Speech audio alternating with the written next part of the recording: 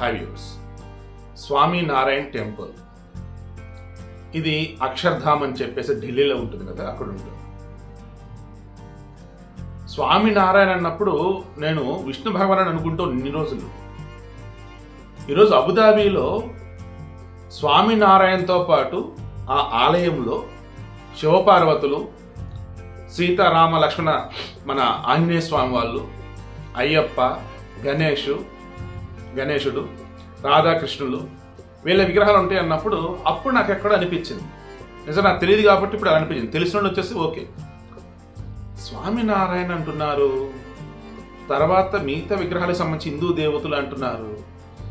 స్వామినారాయణ అంటే విష్ణుమూర్తి లేదన్నప్పుడు ఎవరన్నా సన్యాసి, గురూజీ, స్వామీజీ ఇలానా ఏంటని చెక్ చేశా. అప్పుడు నా డౌట్ కరెక్ట్ అయింది. స్వామినారాయణ అంటే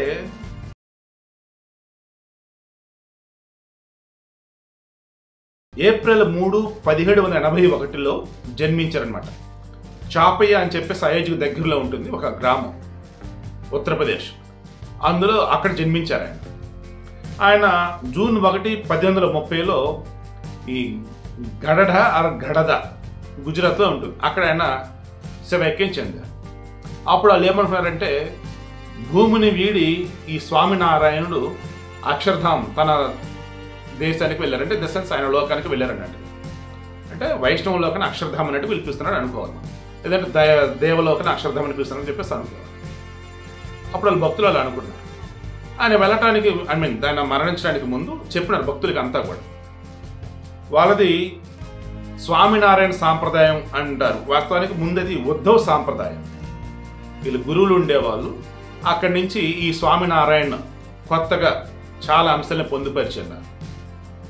జస్ట్ లైక్ జైన మతం, బౌద్ధ మతం అలాగా ఈ స్వామినారాయణ. బట్ ఇక్కడ స్వామినారాయణకి సంబంధించి ఏంటి, హిందూ సాంప్రదాయమే ఫాలో అవుతారు, హిందూ దేవులనే పూజిస్తారు. కానీ సమాజంలో ఉన్నటువంటి అసమానతలను తొలగించాలి, స్త్రీలకి ఉన్నటువంటి ఏవైతే సామాజికంగా వాళ్ళకంటూ కొన్ని కట్టుబాట్లు అనేవని వారు ఉన్నారో దానివల్ల వాళ్ళు ఇబ్బంది పడకుండా చూడాలి, పేదవారికి పట్టెడు అన్నం పెట్టాలా, పరిసరాలను శుభ్రంగా ఉంచాలా. అంటే ఈ స్వామినారాయణ యొక్క సిద్ధాంతం ఏంటి, హిందూ మతాన్ని మనం ఇప్పుడు ఉన్నటువంటి సామాజికంగా ఉన్నటువంటి కొన్ని దురాచారాలు కానీ లేదన్నప్పుడు కొన్ని చెడు సాంప్రదాయాలు ఓన్గా క్రియేట్ చేసి అవన్నీ ప్రక్షాళన చేసేయాలి.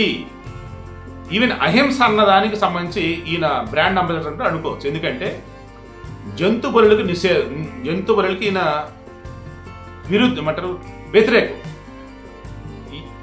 యజ్ఞ యాగాలు ఉంటే చూశారు, అవి వచ్చేసరికి హవిస్సులు, తర్వాత నెయ్యి, ఇవన్నీ కూడా ఏంటి ఎవరిని చంపి చేసేవి కాదు, మొత్తం ఆ మొక్కలు, ఆకులు, తర్వాత చెట్లు వీటికి సంబంధించింది. సో యజ్ఞయాగాదులను ప్రోత్సహిస్తూ కాశీలో ఉన్నటువంటి పండితులతో కూడా కలగలిసి, హిమాలయాలో ఉన్నటువంటి మునులతో కూడా కలగలిసి ఎన్నో చర్చలు జరిపిన తర్వాత శిక్షాప్రతి అని చెప్పేసి ఒక రకమైనటువంటి ఒక ఫార్మాట్లో ఈయన కొన్ని ప్రిపేర్ చేయడం జరిగింది. ఈ స్వామినారాయణ సాంప్రదాయాన్ని ఎలా పాటించాలి, ఈయన శిష్యులు ఎలా ఫాలో అవ్వాలి ఏంటి అని చెప్పేసి. సో హిందూ మతాన్ని సామాజిక సేవతో మిళితం చేసి అందరి చేత శభాష్ అనిపించుకున్నటువంటి గొప్పవాడు ఈ స్వామినారాయణ. సో ఆయన శిష్యులు ఎవరైతే ఉన్నారో వాళ్ళే ఈ స్వామినారాయణ టెంపుల్స్ కడుతూ చారిటీ యాక్టివిటీస్ చేస్తూ అందుచేత శభాష్ అనిపించుకుంటా ఉన్నారు. వీరికి ఢిల్లీలో అక్షర్ధామ్ ఫస్ట్ టెంపుల్ వచ్చేసి మొత్తం ఈయన బ్రతిగా ఉన్నప్పుడు స్వామినారాయణ 6 టెంపుల్స్ నిర్మించున్నారు. ఆ తర్వాత చెప్పున్నారు హిందూ ఆలయాలు ఎక్కువ నిర్మించండి అని చెప్పున్నాడు. అండ్ మన ప్రిన్సిపల్స్ ఏవైతే అందరికీ తెలియచేయాలని చెప్పేసి అన్నాడు. సో ఈ స్వామినారాయణ స్వర్గస్థులైన తర్వాత ఆయన శిష్యులు ఎవరైతే ఉన్నారో బాబ్స్ స్వామినారాయణ అంటారు. అంటే భోజ సన్వాసి అక్షర పురుషోత్తం స్వామినారాయణ సంస్థ. బాబ్స్ అంటే భోజ సన్వాసి అక్షర పురుషోత్తం స్వామినారాయణ సంస్థ, వాళ్ళ సంస్థ పేరు. ఆ సంస్థ తరఫున వాళ్ళు ఏం చేస్తారు, హిందూ ఆలయాలు నిర్మిస్తారు, హిందూ సంప్రదాయాల గురించి అందరికీ తెలియజేస్తారు, హిందూ దేవులకు సంబంధించి పురాణితిహాసాల్లో ఏముంది, మన యొక్క వేదాలలో ఏముంది అందరికీ తెలియజేస్తారు. చారిటీ యాక్టివిటీస్, పేదలకు అన్నదానం చేస్తారు, వైద్య సౌకర్యాలు లేనటువంటి చోట శిబిరాలు కండక్ట్ చేస్తారు, క్యాంప్స్ కండక్ట్ చేస్తారు, వారికి వచ్చిన విరాళాలతో పేద పిల్లలను చదివిస్తారు. లైక్ ఇలా ఒక రకంగా ఒక ట్రస్ట్ లాంటిది. సో అందుకే వీరికి దేశ విదేశాలటువంటి ఎంతో మంది కూడా ఫండ్స్ ఇస్తూ ఉంటారు, వాటితోనే ఆలయాలు నిర్మిస్తూ ఉంటారు. అలా ఇప్పుడు అబుదాబిలో వాళ్ళు నిర్మించినట్టు స్వామినారాయణ బాబ్స్ స్వామినారాయణ టెంపుల్ అనేది ఏదైతే ఉందో, పశ్చిమాసియా అంటే తెలుసు మొత్తం గల్ఫ్ కంట్రీస్ టైప్ అండి, అక్కడ ఉన్నటువంటి చోట చాలా ఆలయాలు ఉన్నాయంటారు. బట్ వాటన్నింటిలో అతి పెద్దది ఇది అనమాట. ఏది మన ఈరోజు మోదీ చేతుల మీదుగా ప్రారంభోత్సవం, దాని గుడికి సంబంధించి కదా, కట్టడం అయితే నార్మల్ ప్రారంభోత్సవం అనొచ్చు. సో నాకు కరెక్ట్ వార్డ్ రావట్లేదు, ఏమనుకోవద్దు. సో ఆ గుడికి సంబంధించి ప్రారంభోత్సవం అనొచ్చులే, ఓకే. ఆ గుడికి సంబంధించి ప్రారంభోత్సవం అన్నట్టు ఈరోజు మోడీ చేతుల మీదుగా. మీ ఇప్పటికి అయ్యి ఉండొచ్చు, లేదా కాన్సెప్ట్లో ఉంటుంది. ఈ గుడి విశిష్టతలు నిజంగా సింపుల్ సూపర్. 2019లో శంకుస్థాపన చేయడం జరిగింది. ఇక 2019 నుంచి మన భారతదేశం చెందినటువంటి ఈ రాజస్థాన్, గుజరాత్, హర్యానా ఇక్కడ ఉన్నటువంటి శిల్పకారులు దేవాలయాల నిర్మాణంలో చేయిదిరినటువంటి వాళ్ళు అక్కడే ఉండి రేయింబాలు కొన్ని వేల మంది కంటిన్యూగా పనిచేస్తూనే ఉన్నారు. బ్రహ్మాండంగా దాన్ని కంప్లీట్ చేయడం జరిగింది.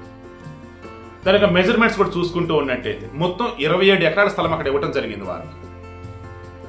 108 అడుగుల ఎత్తు అంటే 32.92 మీటర్లు. తర్వాత 262 అడుగుల పొడవు అంటే 79.86 మీటర్లు. తర్వాత 180 అడుగుల వెడల్పు అంటే 54.86 మీటర్లు. సో అది పెద్ద దేవాలయం. ఇక దీనికి సంబంధించి చూసుకుంటూ ఉన్నప్పుడు మెయిన్ 7 గోపురాలు, ఒక్కో గోపురం ఒక్కో ఎమిరేట్కి ప్రతీక. ఇది ఉన్నది ఎక్కడ? అబుదాబి. అబుదాబి వచ్చేసి యుఏఈ రాజధాని. యుఏఈ అంటే ఏంటి? United Arabic Emirates. 7 ప్రాంతాలను కలగలిపి యునైటెడ్ అరబిక్ ఎమిరేట్స్ అన్నట్టు. యునైటెడ్ స్టేట్స్ ఆఫ్ అమెరికా అదేంటి 50 రాష్ట్రాలు.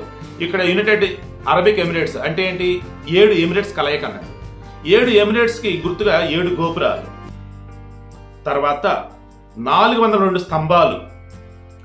ఈ స్తంభాల మీద వచ్చి మరలా నెమళ్ళకి సంబంధించి నెమల చిహ్నాలు కానీ, దేవతామూర్తుల యొక్క శిల్పాలు చెక్కడం కానీ, ఒంటెలు అండ్ సంగీత వాయిద్యాలకు సంబంధించి, మన పురాణ ఇతిహాసాల కథలకు చెప్పేదానికి సంబంధించి ఎన్నో అపురూపమైనటువంటి శిల్పాలను ఈ స్తంభాల మీద చెక్కడం జరిగింది. తర్వాత ఈ టెంపుల్ ముందు వచ్చేసి గంగా, యమున ఆ నదులను గుర్తు చేసే విధంగా కృత్రిమంగా ఈ నదులను కూడా క్రియేట్ చేసి పెద్ద పెద్ద ఫౌంటైన్లు పెట్టి అలా చేశారు. మొత్తం ఈ గుడికి సంబంధించి అయినటువంటి ఖర్చు 700 కోట్ల రూపాయలు అన్నమాట. ఓకేనా? 700 కోట్ల రూపాయలు ఇక్కడ ఖర్చు చేయడం జరిగింది. మెయిన్గా ఇందులో వచ్చేసి చూసుకుంటూ ఉంటే రామాయణం, శివపురాణం, తర్వాత భాగవతం, మహాభారతం వీటికి సంబంధించి అందులో కీలకమైన ఘట్టాలు కూడా వివరించే విధంగా అక్కడ శిల్పాలు చెక్కడం జరిగింది. ఇక ఇందులో ఇందా అని చెప్పినట్టుగానే వెంకటేశ్వర స్వామి, పద్మావతి దేవి, రాధాకృష్ణులు, శివపార్వతులు, అయ్యప్ప, గణేష్, సీతారాములు లైక్ విగ్రహాలన్నీ కూడా ఉండటం జరిగింది. మెయిన్ గుడి స్వామినారాయణ అన్నప్పుడు ఆ స్వామినారాయణ సన్యాసి ఎవరైతే ఉన్నారో ఆయన ఉంటారు, యోగి ఆయన ఉంటారు. ఓకే, ఆ తర్వాత మిగతా దేవుళ్ళు ఎవరు ఏంటన్నప్పుడు అసలు దేవుళ్ళు అని మనం ఎవరైతే అనుకుంటూ ఉంటామో, నిత్యం ఉన్నది పూజిస్తుంటామో వాళ్ళు. సో ఈ ఉద్ధవ సాంప్రదాయం, స్వామినారాయణ సాంప్రదాయానికి మూల పురుషుడు ఎవరైతే ఉన్నారో ఈ స్వామినారాయణ, ఆయన మెయిన్ టెంపుల్. బట్ హిందూ దేవాలయం అనేది మెయిన్ కాబట్టి మిగతా దేవతామూర్తుల యొక్క విగ్రహాలన్నీ కూడా ఉంటాయి.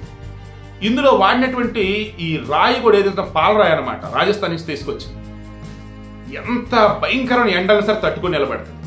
అండ్ ఇందులో ఎక్కడ కూడా వీళ్ళు సేమ్ మన అయోధ్యలో కూడా ఎలాగైతే సిమెంటు తర్వాత ఇనుము ఇలా వాడలేదో ఇక్కడ కూడా అలాగా వాడదు. ఇక్కడ నిర్మించినటువంటి ఈ నిర్మాణం కూడా దాదాపు 1000 సంవత్సరాల పాటు అలాగే నిలబడి ఉండింది. సో వరల్డ్లో వన్ ఆఫ్ ద బెస్ట్ టెంపుల్స్లో ఇది కూడా ఒకటి ఉండబోతా ఉంది. అబుదాబిలో ఈరోజు మనం మోదీ గారి చేతుల మీదుగా ప్రారంభోత్సవం జరుపుకోబోతాం.